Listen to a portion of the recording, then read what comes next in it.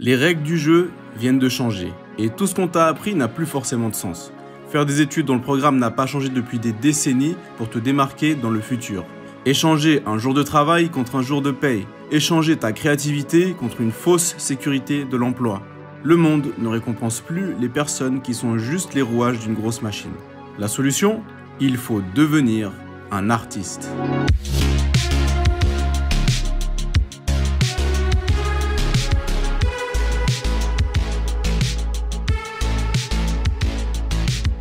Tu peux ranger tes pinceaux et ta peinture parce que quand je parle d'artistes, je parle surtout de personnes capables d'entraîner des changements positifs chez les autres par le biais de compétences qui sont pas forcément mesurables. Cette vidéo n'aurait eu aucun sens il y a 20 ans, parce qu'avant, l'économie voulait des clones qui s'intègrent et exécutent. Maintenant, ces personnes sont remplaçables par l'intelligence artificielle et les robots. Que tu le veuilles ou non, le monde a besoin de différence et d'innovation. Tout ce qui est automatisable va être automatisé. Alors je vais te dire comment on en est arrivé là et comment tu vas faire pour devenir un pilier, un numéro 10, un MVP, bref, tu m'as compris, comment devenir un élément indispensable. Déjà, ce n'est pas de ta faute. Je suis jeune diplômée, je trouve pas de travail, c'est compliqué. Vous êtes diplômée en quoi? Je suis ingénieure en biologie. On nous dit de faire des choses comme il faut, on les fait et puis ça marche pas. Pendant des centaines d'années, la population a été séduite par le conformisme, le fait de suivre des instructions, d'avoir un cadre. Et c'est pas étonnant, voilà pourquoi. On a un monde rempli d'usines, des usines qui fabriquent tout et n'importe quoi. Ces usines ont besoin de travailleurs. Si tu apprends à être l'un de ces travailleurs, si tu es attentif à l'école, si tu suis les instructions, si tu arrives à l'heure et si tu travailles dur, on prendra soin de toi. Pas besoin d'être brillant ou créatif, ni à prendre de gros risques. En vrai, c'est séduisant. Tellement séduisant que pendant un siècle, on a accepté cette offre. Nos écoles ont été forgées pour soutenir ce marché. Et tant mieux, on avait besoin de ça. On n'aurait jamais eu la prospérité qu'on a aujourd'hui sans ce système. Maintenant, quand je dis usine, tu penses sûrement à du travail à la chaîne dans un entrepôt. Mais aujourd'hui, une usine, c'est simplement une organisation dans laquelle tu vas faire ce qu'on te dit de faire en échange d'un salaire. Et l'enseignement public a réussi à former des millions d'ouvriers pour remplir ces organisations, en offrant des feuilles à cadres qu'on appelle aussi diplômes, qui à la base offraient un passeport vers le succès et qui maintenant se dévaluent sur le temps. Le diplôme, c'est un truc qui est imprimé par une autorité, une sorte de banque, et cette banque peut le dévaluer. Et même si tu veux devenir prof et transmettre ton savoir, tu vas devoir enseigner ce que le gouvernement veut bien que tu enseignes. Et ça, pour le bien de notre économie. Mais tu sais aussi bien que moi que le gouvernement est souvent en retard sur ce qui se passe réellement. On t'encourage à avoir un bon CV qui respecte la mise en page standard pour qu'on puisse plus facilement te trier. Sur le réseau social des professionnels, on t'encourage à faire une bonne impression en partageant ta bien-pensance ou à te faire recommander pour des compétences que tu n'as pas.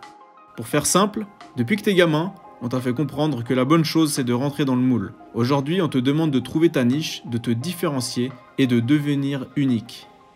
Tu n'es pas né pour être le rouage d'une machine, tu as été entraîné pour ça. Avant de te parler de la suite, je dois te parler de la raison pour laquelle tu risques d'être frustré. Et c'est normal, la transition pour devenir indispensable n'est pas forcément facile. Mais je me fais pas de soucis là-dessus, si t'es ici, c'est que tu réfléchis autrement, ou voire même que t'es déjà indispensable. En gros, la chose qui t'empêche de devenir indispensable dans notre monde, c'est ton cerveau reptilien. C'est l'ensemble des réflexes qui te poussent à choisir la solution la plus confortable ou la plus simple. Ton reptilien veut juste manger et être en sécurité. Il s'inquiète de ce que les autres pensent parce que la tribu est essentielle à la survie. Mais la survie et le succès, ce n'est pas la même chose. De l'autre côté, tu as le génie. C'est là d'où viennent tes idées, ta générosité et tout ce qui te permet de devenir un artiste indispensable. Si l'école s'est décalé le moment où tu t'exposes au monde du travail et à la réalité, alors le reptilien peut y rester toute sa vie. Ton reptilien veut suivre les règles et te faire ressembler à tout le monde. Mais si tu ressembles à tout le monde, tu es remplaçable et automatisable. Pourquoi beaucoup de musiciens ne sont pas des artistes ? Pendant des dizaines d'années, ils suivent des règles très strictes et facilement mesurables. Ils ne créent rien, ils se fondent dans la masse et peinent à monétiser leurs compétences si difficilement acquises. Pour être bien payé, tes compétences ne doivent pas être des commodités, elles doivent être uniques. Pourquoi t'as peur de parler en public ? Parce que c'est le cocktail parfait de tout ce qui nous fait flipper. Il y a 3 facteurs biologiques qui sont représentatifs de la performance professionnelle. L'intelligence sociale, la réaction à la peur et la perception. Parler en public réunit les 3 en même temps. Parler à un groupe requiert de l'intelligence sociale, tu dois te connecter émotionnellement avec eux, les intéresser et les persuader. Ça déclenche aussi la peur parce que tu es entouré d'inconnus qui sont braqués sur toi. Et biologiquement, capter l'attention, c'est égal au danger. Et ça implique d'exposer ta perception, la manière dont tu vois les choses, qui peut être en désaccord avec ton audience. Et pourquoi t'as peur de te lancer ? Parce que vivre sans avoir de chemin tracé peut te terrifier, et suivre le chemin tracé par quelqu'un d'autre te déresponsabilise de tes échecs. Le but de cette résistance qu'il y a au fond de toi est de te garder invisible et inchangé. La visibilité, c'est dangereux, les gens pourraient se moquer de toi. Le changement, trop dangereux parce que ça implique de passer du connu à l'inconnu. On a mis en place une économie où tu pouvais cacher tes grandes idées, te fondre dans la masse et obtenir ce dont tu as besoin. Maintenant, ça ne fonctionne plus trop. Mais ce n'est que le début. Tu peux encore faire partie de ceux qui tirent les avantages de ce changement si tu t'y prends dès aujourd'hui. Alors tu as peut-être deux grosses excuses qui reviennent pour t'empêcher d'avancer. La première, c'est que tu n'as pas de bonnes idées. En fait, tu n'as aucune mauvaise idée. Et si tu produis assez de mauvaises idées, les bonnes vont apparaître.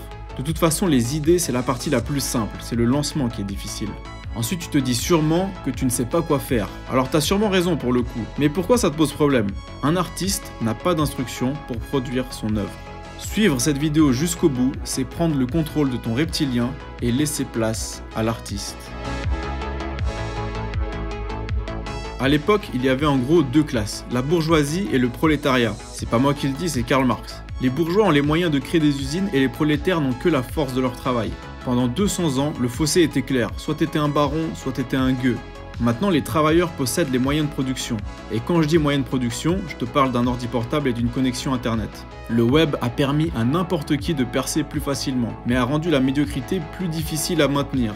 Il a monté la barre très haut. C'est devenu super simple de distribuer des bons produits et ça a accéléré la compétition vu que le terrain de jeu, c'est le monde entier.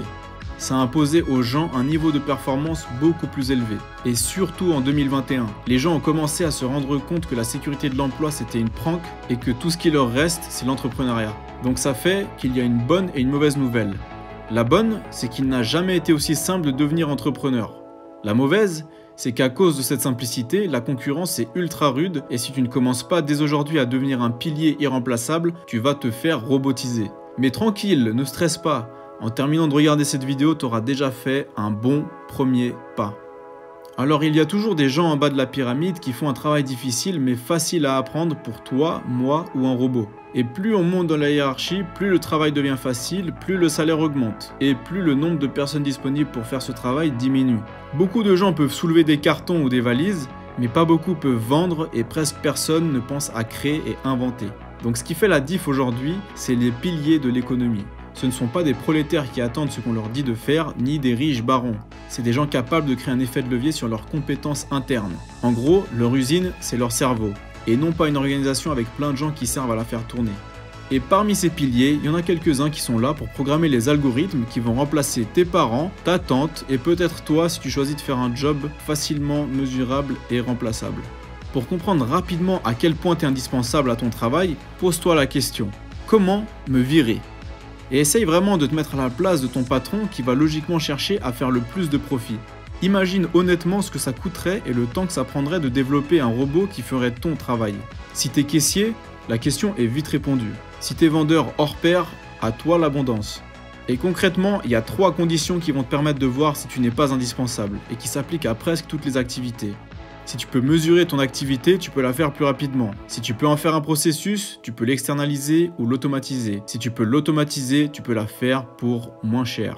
Le problème, c'est qu'en général, l'école continue de nous former pour correspondre à ce modèle qui a de fortes chances de nous rendre obsolètes. Pour les piliers et les artistes, être bon à l'école, c'est cool. Mais c'est important seulement si ta carrière implique de rendre des devoirs, de réviser des textes pour trouver des réponses qui sont déjà connues par tes superviseurs et de régurgiter cette information pendant un examen. There's no need even to have a college degree at all, or even high school. On va faire un deal. Tu me passes un like et un abonnement sans engagement, donc tu peux les reprendre quand tu veux gratuitement. Et moi, je vais partager avec toi 6 clés qui vont te permettre de t'éloigner de la moyenne, de te rendre indispensable et même de te permettre ce genre de véhicule haut de gamme. De toute façon, je peux pas te contrôler, donc je te fais confiance. Et si je te disais que Van Gogh n'était pas forcément câblé pour peindre ? La peinture était juste le médium auquel il avait accès et sur lequel il s'est exprimé. S'il vivait aujourd'hui, il aurait peut-être codé des applications. Ce que je veux dire par là, c'est que tu dois choisir ton art. Tu n'es pas prédéterminé à faire X ou Y. Et tu peux commencer à faire ça dès aujourd'hui. T'as peut-être aucune idée de ce que tu pourrais faire pour te rendre indispensable. Et je comprends, c'est pas en une vidéo que tu vas le savoir. Un des moyens qui m'a aidé, c'est de poser cette question. Qu'est-ce que tu ferais de tes journées si tu avais tout l'argent et toute la liberté dont tu as besoin? Les vrais artistes expédient. Ce que tu dois comprendre par expédier, c'est le fait de lancer un projet. Et c'est ce qu'a dit Steve Jobs à l'un de ses ingénieurs qui ne voulait pas se séparer de son code. Ce que tu dois comprendre, c'est que la pensée créative, c'est bien, uniquement si tu l'appliques dans le monde réel. Expédier, c'est appuyer sur le bouton publier de ton blog. C'est appeler le client que tu redoutes ou publier ta vidéo sur YouTube. Et ça, je devrais peut-être le faire plus souvent d'ailleurs. L'expédition, c'est la collision entre ton travail et le monde extérieur. Le mec qui a démocratisé l'impression 3D a rédigé 10 commandements sur son blog. Je vais t'en sortir 3. Accepte que tout est un brouillon. Ce sera plus facile à faire. Prétends que tu sais ce que tu fais. C'est presque la même chose que de vraiment savoir ce que tu fais. En tout cas, tu auras les mêmes effets. Et enfin, le but de terminer, ce n'est pas de s'arrêter, mais de faire d'autres choses. Quand un nouveau super-héros débarque, à moins qu'il soit aussi connu que Batman et Superman, il va se présenter. De manière physique ou verbale, tu vas rapidement comprendre ce qu'il apporte en termes de super-pouvoir. En marketing, on appelle ça un USP. C'est en gros ce qui te différencie de la concurrence. Quand tu rencontres quelqu'un, il te faut un super-pouvoir. Sinon, t'es juste une poignée de main parmi tant d'autres. Même pas une poignée de main, parce que maintenant, on peut même plus se toucher de toute façon. Donc t'as compris, pour être indispensable, apporte un pouvoir difficile à remplacer. Et si jamais tu ne l'as pas encore, il te reste 2 choix. Développer d'autres attributs qui feront de toi un pilier ou améliorer le talent que tu as déjà. Presque tout le monde gagne sa vie en s'engageant directement avec d'autres personnes. Lorsque les interactions sont authentiques et transparentes, elles fonctionnent. Lorsqu'elles sont artificielles, elles échouent. C'est pour ça que le télémarketing a un taux de conversion éclaté et que la majorité des posts LinkedIn qui se veulent inspirants sont en fait ridicules. On pourra toujours trouver quelqu'un pour faire ton travail, mais ce qui te rend difficilement remplaçable, c'est tes expériences, tes souvenirs et ton réseau. Entre 2 possesseurs d'un MBA dans la finance, celui qui s'en sortira le mieux, c'est pas forcément celui qui peut te calculer le modèle du Black-Scholes, mais plutôt celui qui a noué des liens avec 27 des clients les plus importants de sa banque. Tu ne peux pas automatiser un robot pour nouer des liens avec les gens. Ah ouais, d'ailleurs, le modèle du Black machin, là, t'inquiète pas, même moi je sais pas ce que c'est. Ce qui te rend indispensable, c'est aussi ta capacité à gérer des situations complexes sans suivre un manuel ou des instructions prédéfinies. Parce que de toute façon, il n'y a pas de manuel pour les situations complexes, vu qu'elles sont inattendues. Les piliers peuvent créer leur propre carte adaptée à la situation et permettre au groupe d'avancer lorsqu'il y a des blocages. Et c'est pas une compétence qui peut être détaillée dans la description d'un poste, donc ça peut vraiment te rendre irremplaçable. Les voyages et tous leurs imprévus peuvent faire progresser cette compétence, mais aussi le fait de gérer des groupes, des enfants et même des gens qui se comportent comme des enfants. La dernière clé est une compétence qui se suffit à elle-même pour te rendre indispensable, et c'est l'art d'être persuasif. C'est tellement important que je te propose de la voir dans ma vidéo « Comment vendre ce stylo », dans laquelle tu auras les tactiques du loup de Wall Street. Et si tu es à propos des livres et concepts d'entrepreneurs et que tu veux passer de gueux à baron, alors abonne-toi. Merci pour ton temps, c'était Karim.